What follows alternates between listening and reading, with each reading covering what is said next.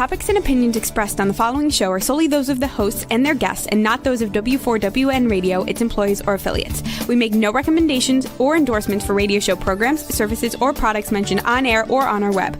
No liability, explicit or implied, shall be extended to W4WN Radio, its employees, or affiliates.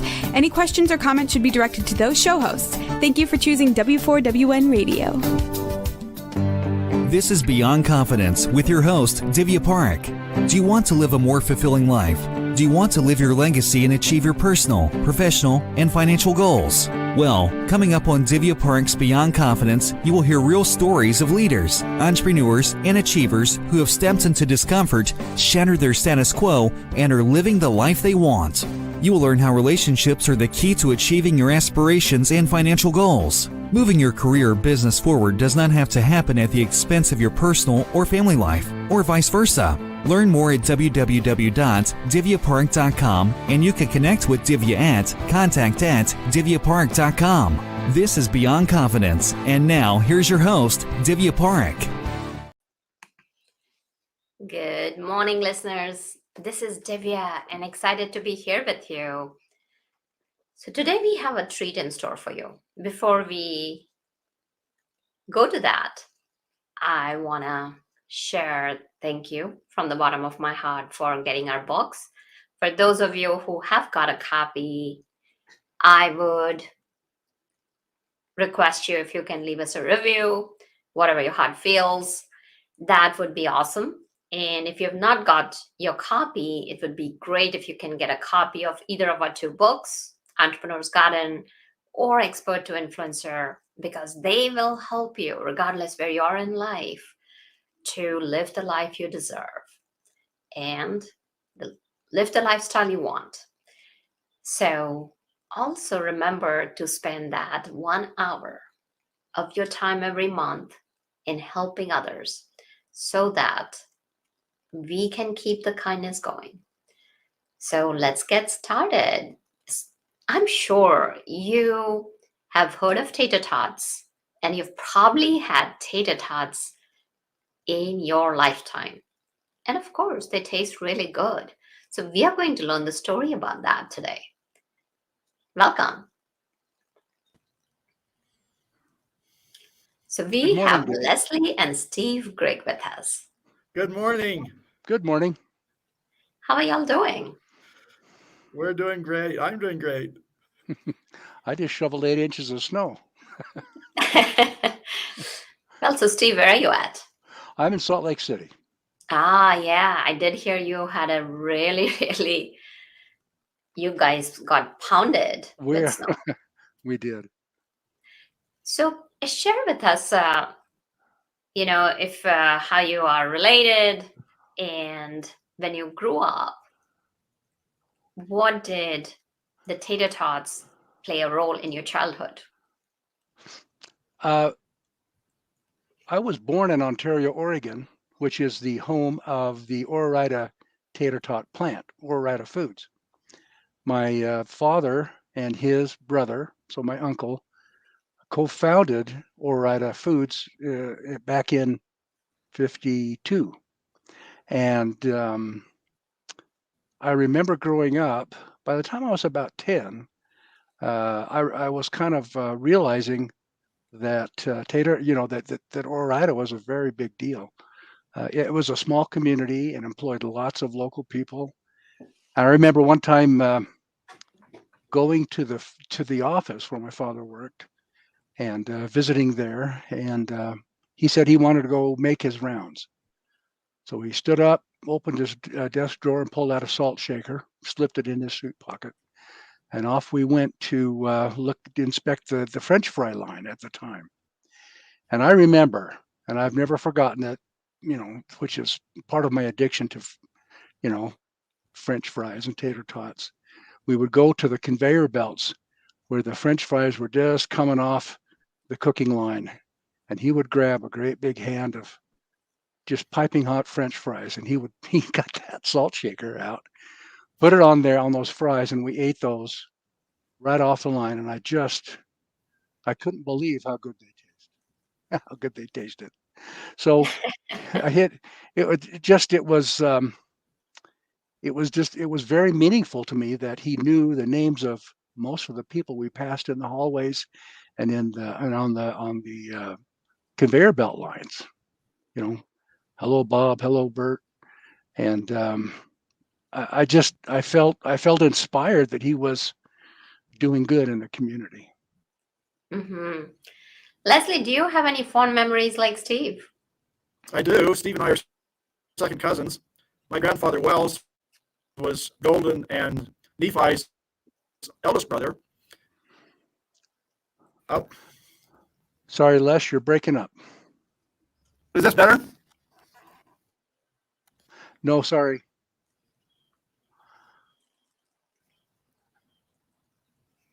I'm not sure why it says it's not muted. Well, while Les is figuring that out, I will just add that my uncle Golden and my father was Nephi. They started out. They were inseparable as kids. They used to do everything together. They came from a family of 13 people, and were post-Depression and post-World War II, and were very, very, very close. And they pretty much had nothing. So their future was wide open, and they didn't start out to make tater tots. They started out just trying to sell produce off their little farm to feed their families. Mm. So, Steve, tell us how you related to Leslie. Leslie is my first cousin once removed. So So you said that your father and your father and uncle started correct. Tater Correct. Tots. So Like, is he your uncle's son? Because I'm sure our audience will be curious to know about that. I'm sorry, say again. So, is he your uncle's son? He is Hello? one of my uncle's sons. Is my video working? Your video is fine. Your voice is still breaking up. So Les's father is the son of my uncle. Oh, fantastic. Wow. So, tell me, you mentioned something very, very powerful, that your dad knew everybody and that it was a small community. It was just not employer employee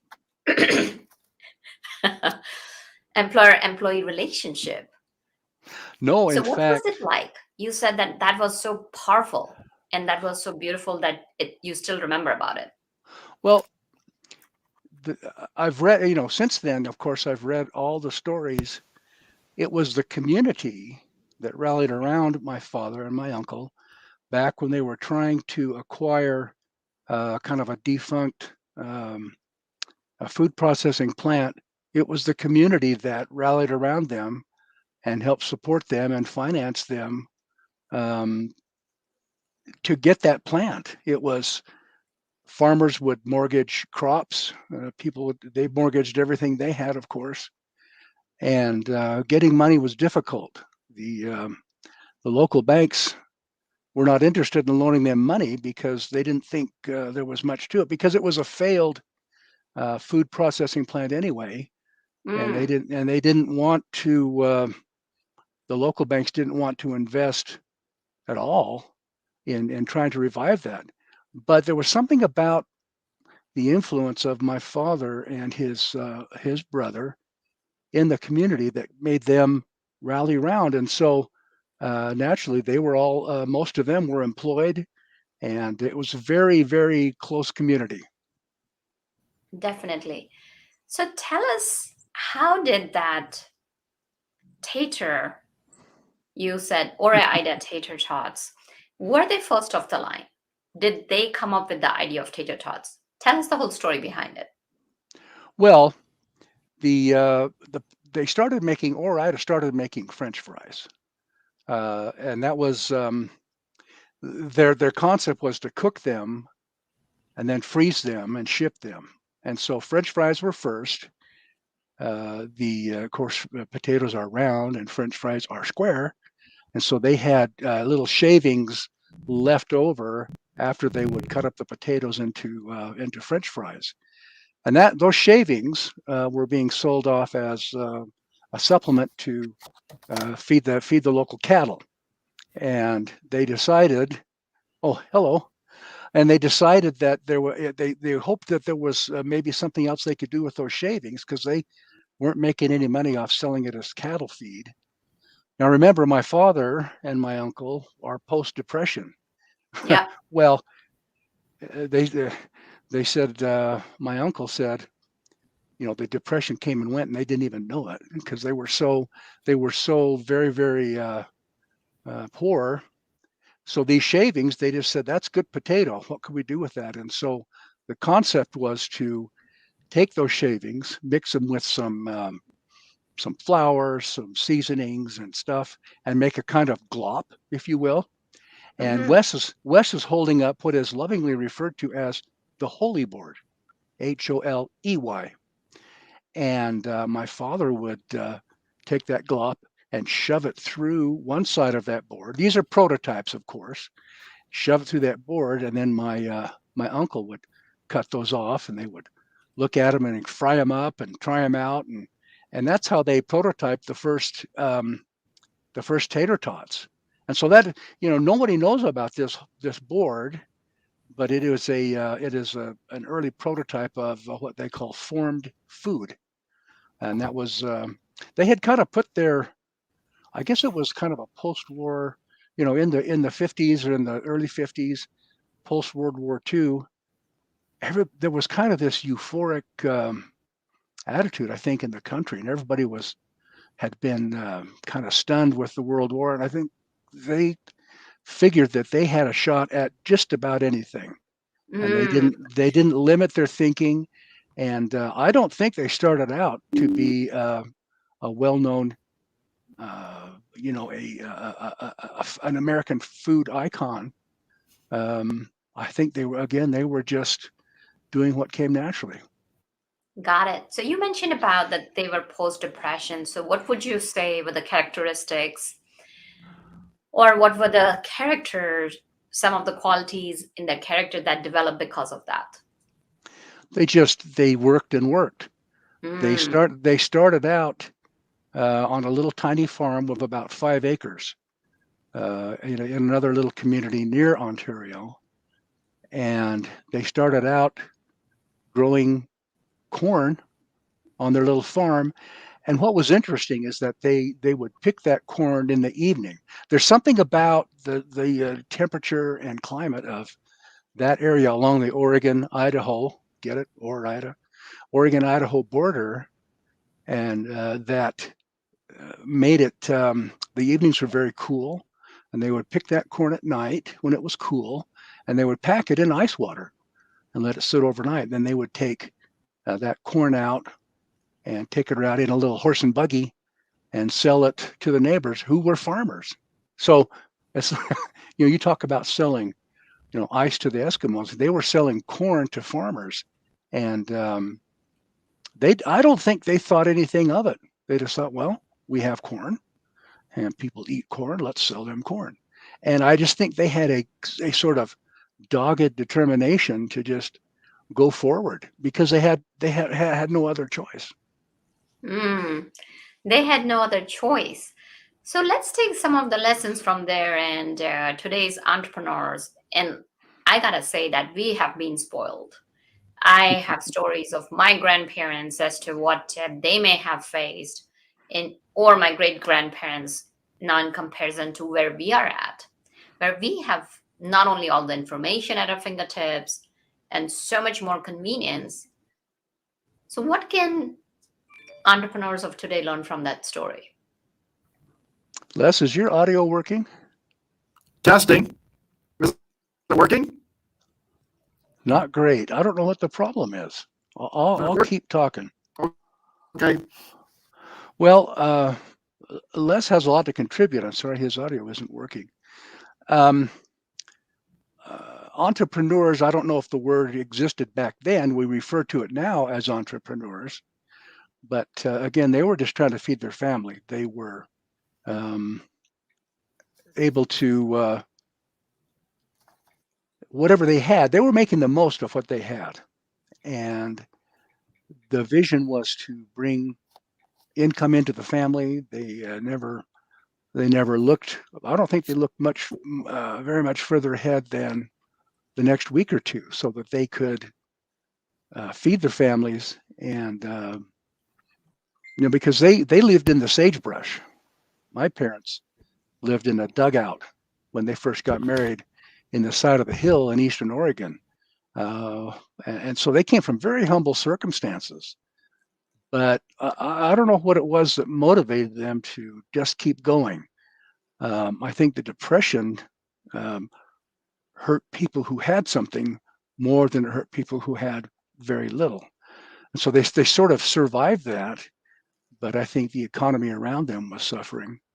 But entrepreneurs today have, great success stories.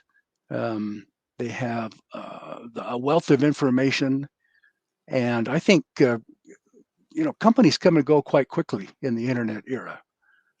They started in '52. They had several companies, Grigg Brothers Produce, Grigg Brothers Farms, and things like that. And one thing led to another as they just sort of did what came natural. If they needed more corn, they would contract with neighboring farms that they could gather the corn from their fields. They started with 5 acres. Before too long, and not too many years, it was 200 acres. And they were still contracting with other farmers to get portions of their fields to harvest the corn, again, pack it in ice water, cool it off, and sell it.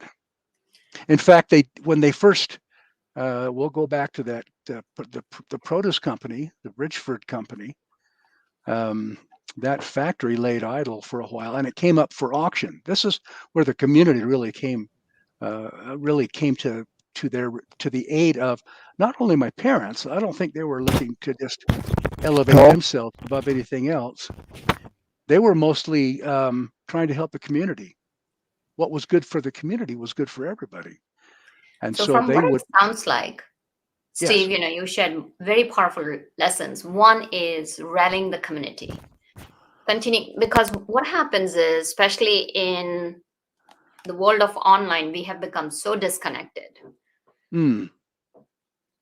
We are connected, and yet we are disconnected, because if you think about it, we have got connections different, and people are still rallying. So one of the key things is, one of the lessons that I am learning over here is that even as you're growing online, it's important to build a community. It's important to build that relationship, form that meaningful connections with people. So then that way, when something happens, you can come together and rally around each other. And that's actually one of the things that my book talks about, like expert to influencer. For me, an influencer is someone that is a rising tide that lifts all boats. And that's what it sounds like what happened with your dad and uncle. Another thing is that create opportunities. And as we have talked recently, that there are multiple opportunities over here. So think outside the box. And yes, that's cliche, but it's important to seek out opportunities and then have the dogged determination and perseverance to keep on going, not let things stop you. So let's go back to the plant. Now they have the plant, and now Leslie showed the board how they were making tater tots. What happened next? Well, they naturally grew in size and in production. The Bridgeford plant, that they were only able to finance that with contributions from the community, local farmers. There were a lot of farmers, a lot of potatoes and beets and onions grown there, and all those farmers came to the aid of the community, and not only grew their own food and sold their own produce, but they helped to grow that plant. So as they eventually they acquired the Bridgeford plant, and they would increase their production of corn. They had big, they called them ice towers. They would pipe water up to these big towers, make the freeze it, break it into ice, and it would come down the chutes. I've got memories from other cousins. The ice would come down these chutes, and they would pack this corn into those wooden crates, cold corn, and pack it into those crates so that they would survive. And they would ship them, and they started shipping all over. First, they started on the West Coast, and then they would ship them eventually to the East Coast. And that was not really done. They didn't really. The world didn't really ship produce across the nation like that, especially from a tiny town like Ontario. And so that's how they grew in size. And the demand, corn didn't grow all year long, and they needed something to do when the corn harvest was over. What else could we do? And that's where potatoes came in.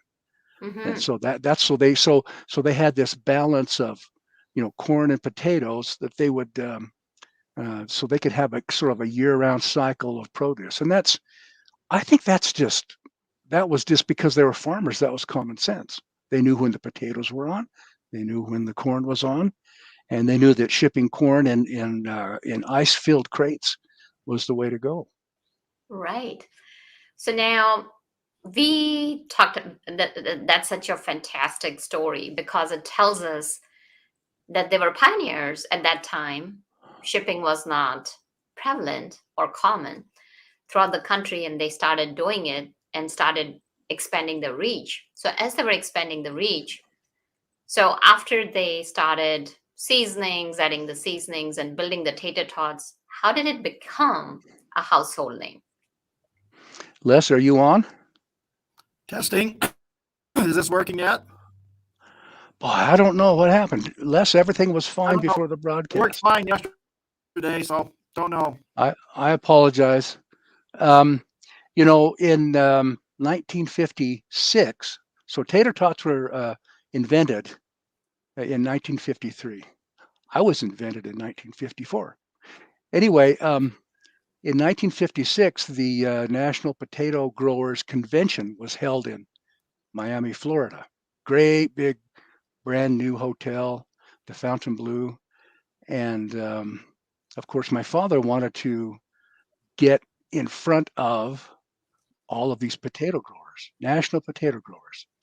So they packed up about 15 pounds of tater tots. They were in production, but they just weren't widely known. So he packed about 15 pounds worth of tater tots into a suitcase filled with dry ice and flew to this convention. And one way or another, he kind of, my dad, you got to understand, was a very, very charismatic. And he was able to influence the chef of a hotel to fry up these tater tots. And at one of the morning, I think it was the breakfast break, he organized with the chef to put little trays of little plates filled with tater tots on each of those tables as the attendees came to lunch or came to breakfast. And the quote is that they gobbled them up faster than a dead cat could wag its tail. my father was prone to witticisms, but that's how he got tater tots introduced, across the country and into a very influential audience. That's fascinating. And how did the audience respond to it? Well, they thought it was great. There's some gaps in the story about what was the logical step, but I will tell you that once they got tater tots in production, being from a very conservative, very frugal upbringing, as they started selling tater tots commercially, they were underpriced. People didn't value them. They didn't sell well, and so they increased their prices, and they sold better. So there was value added to something that they thought that the nation would appreciate, something inexpensive, where in fact the nation wanted something with value. So that tells you something about consumerism, I think. That definitely tells that don't shy away from offering the price that market wants. And it's also important to do market research before you're launching a product, and also doing, this was back then and this is now, is doing a proof of concept. And that's where business plan kind of comes in, as well as just even testing a small group of people Sure, and seeing sure. how they're responding, and then adjusting and course correcting before we launch. And so this is a great lesson to be shared about it. So as they grew, and this was in what, like 60s, 70s? So after 56, yeah, I mean they continued with all kinds of production. You know, the tater tot was just one. They had a test kitchen, if you will. They had a Hmm. kitchen, and they were always experimenting with products. You know, as a kid, they would bring home all this weird stuff. Potato flakes, onion rings, this kind of flavoring, this kind of flavoring. And so they did continue to experiment, but the basic tater tot was the best seller. And I see. so as they continued, it just grew and grew. They actually tried sort of in the early 60s, I think I'm going to say. They wanted to expand, so they didn't have to ship clear from Oregon and Idaho. They built a plant in Greenville, Michigan, where they were going to, grow potatoes and sell potato products. But here's the thing: the russet potato, which is the basis of, the potatoes grown in Idaho and Eastern Oregon, there's something in the soil. There's volcanic ash in the soil. They have those cool nights. They have just the right amount of humidity, growing season, etc. They couldn't grow the same potato in Michigan, that russet potato. It requires this sort of soil and climate that we have out here in Oregon and Idaho. So that did not do well. So, they weren't without their setbacks. Well, what business doesn't have, and any, based on what you have shared, they had several setbacks, but they kept going. And Well, what did yeah. they do in face of this setback? Well, they came back and and bought more land and grew more potatoes. Literally, they bought vast acreage in at least in Eastern Oregon. The potato farms in Idaho were plentiful, as Leslie can attest. Lots of potatoes, but they still needed more potatoes. Transporting potatoes from far away in Idaho clear over to Ontario, there was a cost there. So they wanted to see if they could alleviate that cost.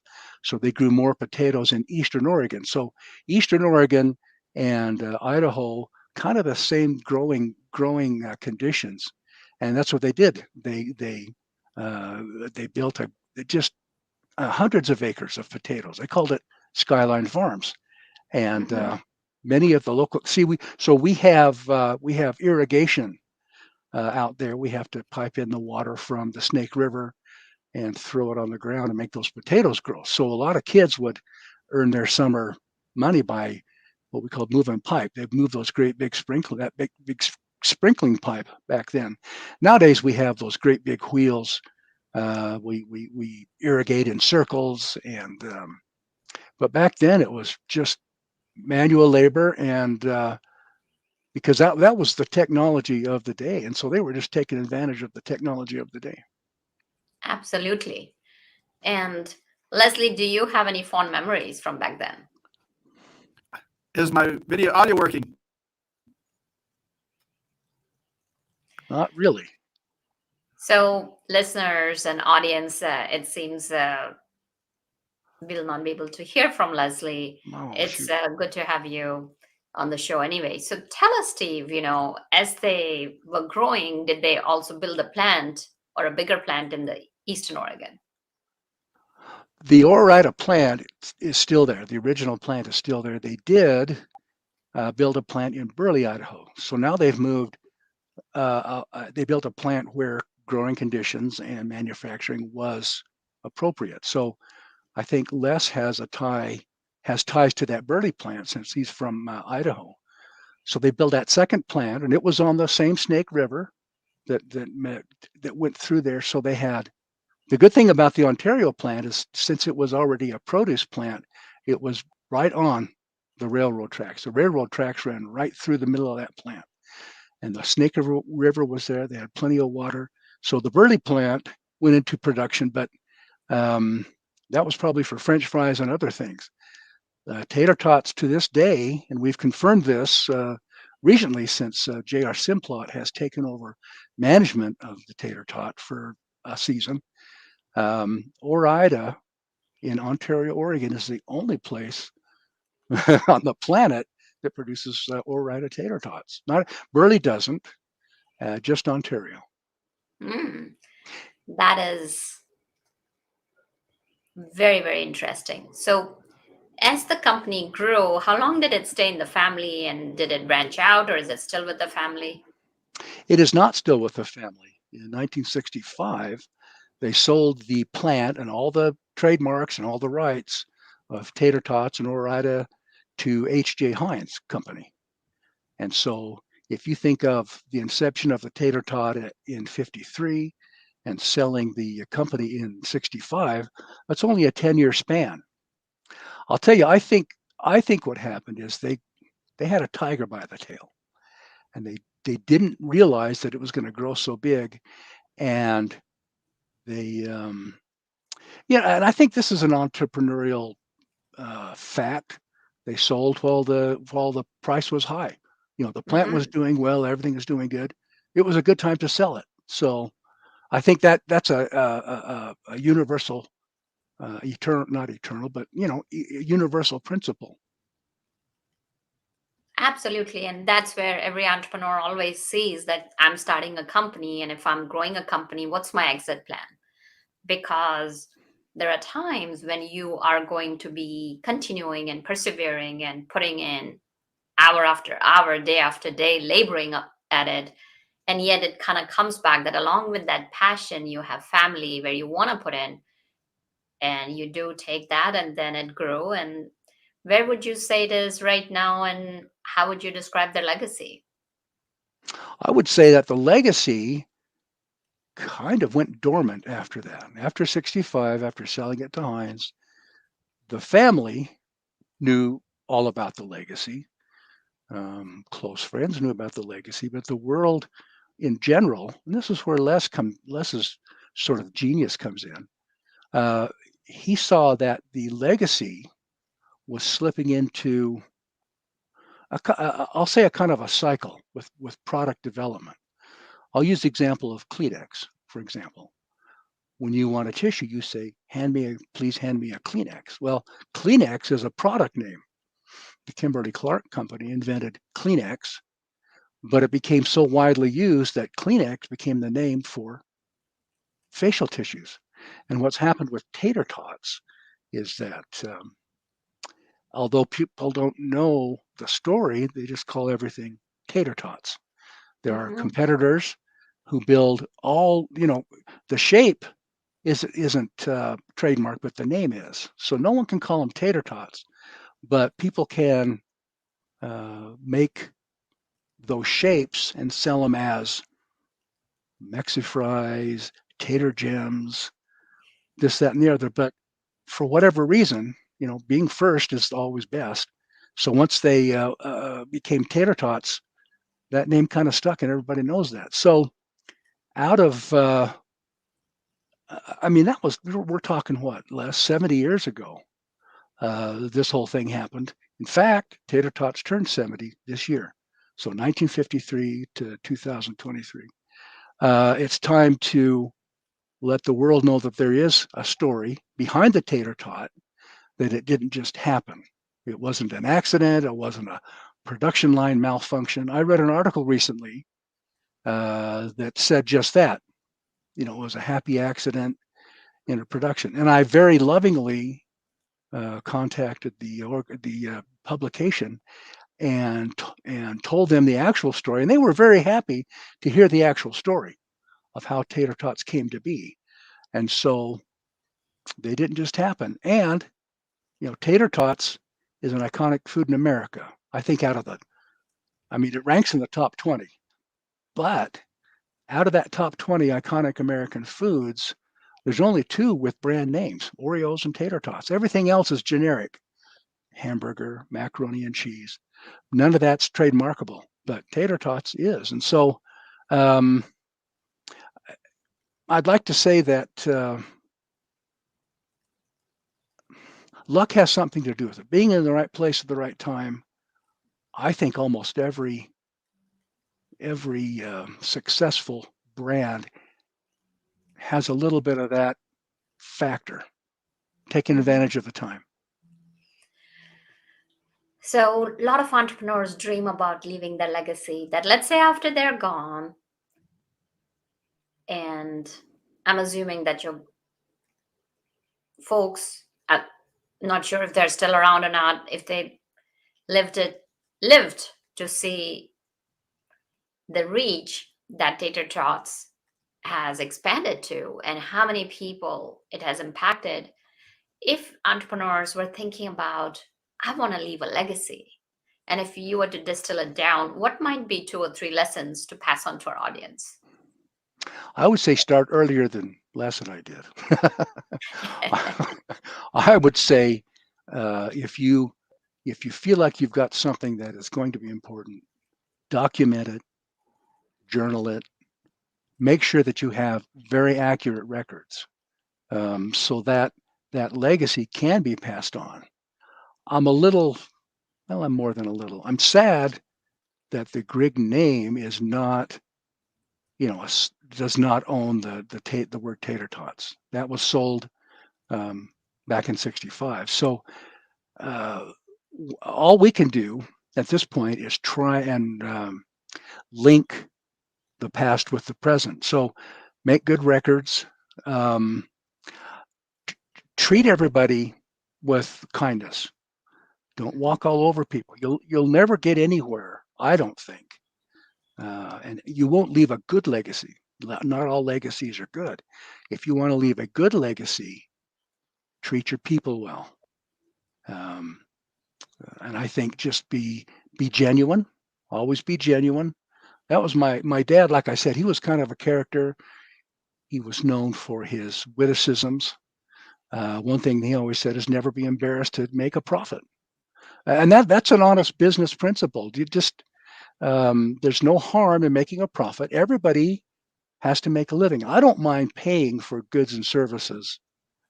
I'm not always trying to short circuit any products that I buy, where consumables that I purchase, because everybody needs to it deserves to make a profit. So be honest in your dealings with your company and your suppliers and vendors. That's powerful. And I really like what you mentioned about being genuine and being respectful and kind to people, because people is what makes the company.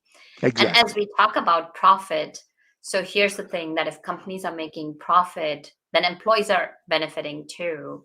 The whole organization is thriving. So the key is that distributing that wealth and investing it back.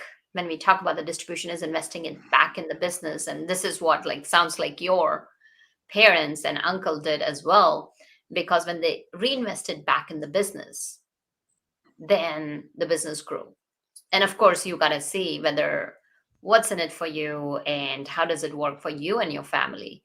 But looking at it, what a legacy and a great story. Thank you for joining us.